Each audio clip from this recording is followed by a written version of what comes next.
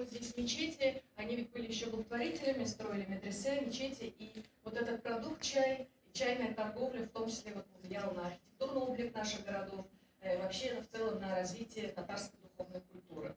Это все благодаря чаю. Сколько все-таки чая импортировали в Казань? Как сказала я уже, что Казань была транзитом. Это вот данные на середину 19 века. Если перевести на современные цифры, на современные деньги, то это где-то 1 миллиард рублей. То есть столько чая привозили в Казань. Это данные историка Людмилы Свердловой.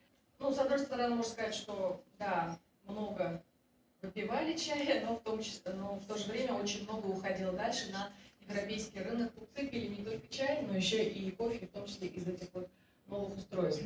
Вот такой кофе-самовар был, например, был зафиксирован в доме купца Мукмина Хазисеитова. Он жил за Казани, это современный Арский район, деревня Служилая Ура.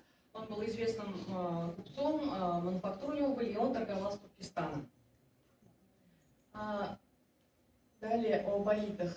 Баиты вот писали разные люди, вот тут я привожу некоторых авторов, и был такой баит, как самовар баиты. И здесь сюжет такой. Шакирды медресе пьют чай из самовара, к ним приходит крестьянин, и он просит воды, а ему наливают горячий чай, и он обжегся этим чаем.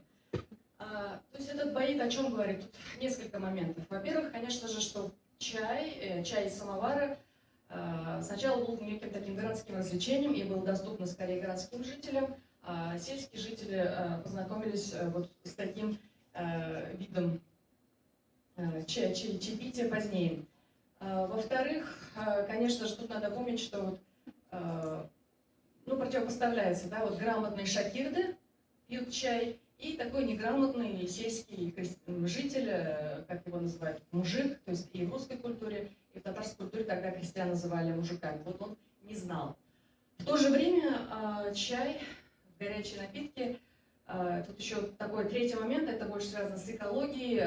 У сельского жителя была все-таки чистая вода, по крайней мере, в 19 веке, а у жителей Казани тех же уже были проблемы, да, санитарные проблемы, холерные эпидемии. Именно вот спустя, например, 10 лет после фиксации этого баита, 30-е годы 19 века была волна очень сильной холерной эпидемии, и что даже скончался вице-губернатор Казанской губернии. То есть это была такая проблема. И вот этот новый напиток, кипяченая вода, она как раз отвечала вот этим новым вызовам этого времени. И таким образом вот выработка чая... еще один момент. Оно, конечно, привычка происходила постепенно, выработка питья этого чая, да. И были и критики. Вот я тут хочу привести Габрахима Мутазаймани. Это известный татарский поэт, богослов мусульманский. У него есть трактат, где он, наоборот, критикует увлечение чаем. И здесь он опирается на несколько доводов приводит. Во-первых, чай, это вот, как вы видели в предыдущих поэтах, это удовольствие, да, поэтому он считал, что вызывает зависимость. И он сравнивает с алкогольной зависимостью, с другими зависимостями человека. И вот поэтому, наоборот, призывает оставаться в таких традиционных рамках.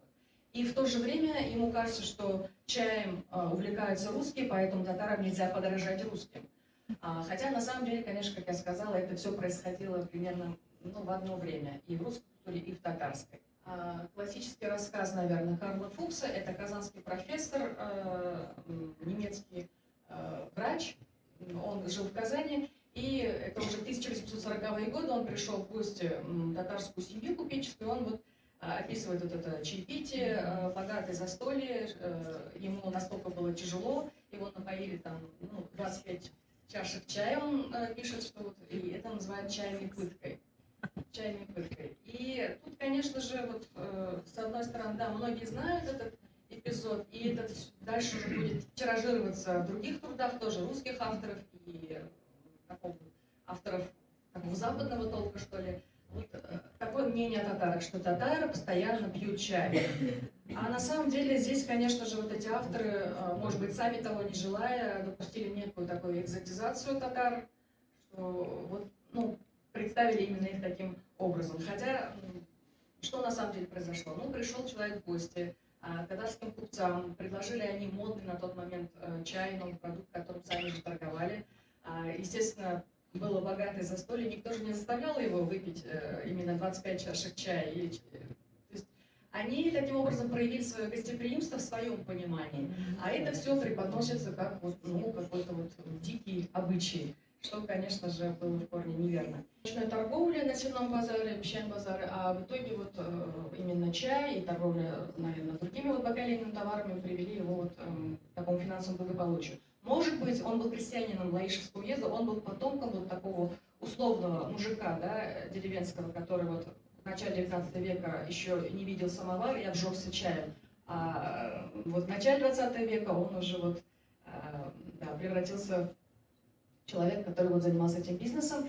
И именно он заказал у нашего знаменитого поэта Габдулла Тукая вот рекламу чая для своего издания, справочной книги «Маглюмет», это издательство «Байн-эль-Хак», тоже принадлежало этому купцу Сайдашеву.